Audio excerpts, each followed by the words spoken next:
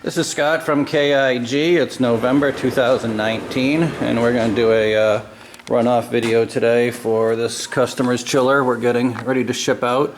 It's a 7.5 ton Zarsky Cold Shot air-cooled chiller, serial number MO31511-1. This unit has a upgraded 2 horsepower process pump, and it is the latest R410A refrigerant.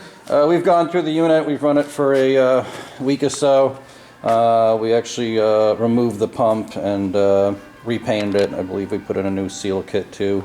Reinstalled it, made a few adjustments on the refrigeration circuit. This one does have its own disconnect here that we're going to ship the unit out with. It has a 7.5 ton scroll compressor. It has the high pressure reset here, which is manual. A high pressure alarm would happen if it's unusually hot out, but more often is if your condenser coils are blocked or too dirty. The unit has fan speed control for low ambient. Let's go up above here. Fan speed control and fan switching. This is your top electrical area. You shouldn't have to really go in here.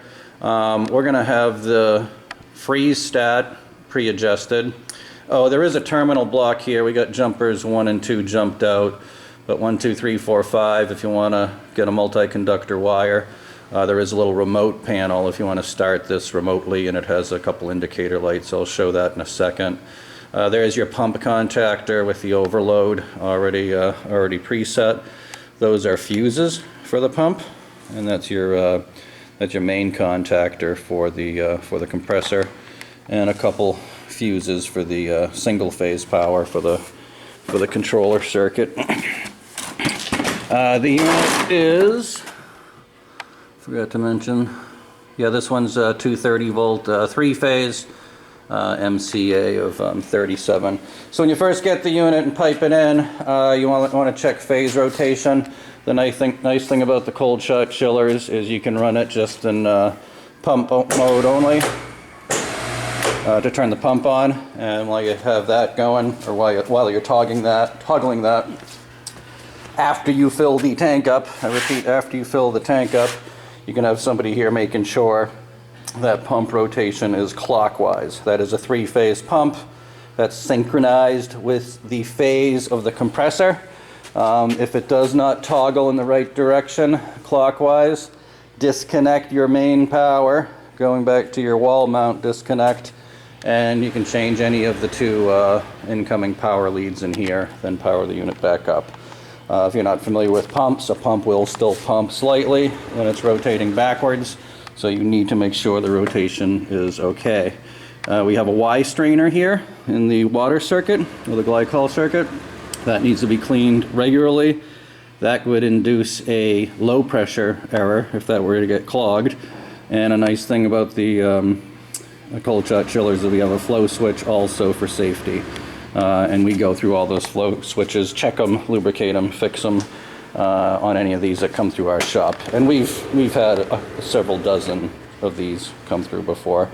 So on the way this conventional circuit is the pump draws from the tank, and we have 2 lines. One goes out to the process here, so the out is the lower line. These are going to be disconnected. These are just disconnected. These are for our testing. That goes out to process, and in, and it is labeled in, comes back. You can see on the output here, there is this preset bypass valve. If this is going out to a process that has its own solenoid valves that open and close, you want to make sure in the worst case condition, when there's no flow or minimal flow going out to your process or processes, that you're still getting enough flow coming back to the chiller through that bypass such that that flow switch is satisfied. Call us during startup if you have any questions at all. And as every one of these always seems to be slightly different. We do have photographs of the controls area as well as on the cover, the inside of the cover. we'll have posted online so we can see it if you do call in the electrical schematic also. And this does have all four side covers. They're just kind of spread out. I think one of them or a couple of them we repainted to make it look reasonable and pretty. That's your drain on the tank. If this is going outside in New York, I believe, we'll want to run this 40% glycol solution. Now it's got a brand new sight glass here to show the glycol level.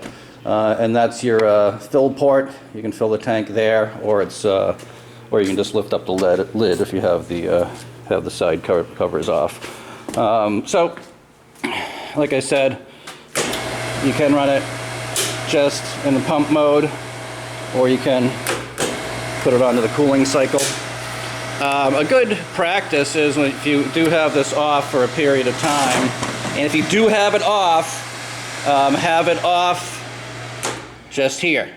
Okay, don't turn your main disconnect off for long periods of time, because if you do turn it back on, we want to make sure that that heater band, because this is an outdoor rated unit, is on for at least 12 hours. So very important.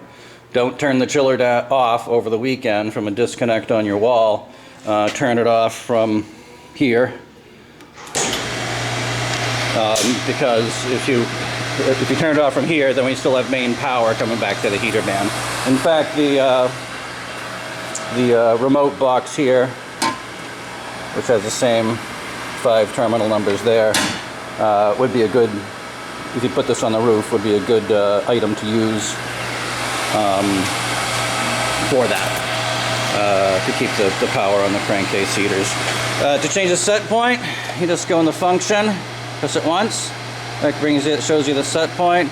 We're going to bring it down in this demo to 48. Then press function again. And we're starting to cool. And I'm going to come back with video number 2, our last video, shortly here. Just as we're approaching the set point. On these units, they may stop at set point or a few degrees under it. And then there'll be some type of differential. It might be 4 or 5 degrees, something like that. That'll have to go up above the set point before it kicks on again. And you want that differential to minimize the starts and stops of the compressor.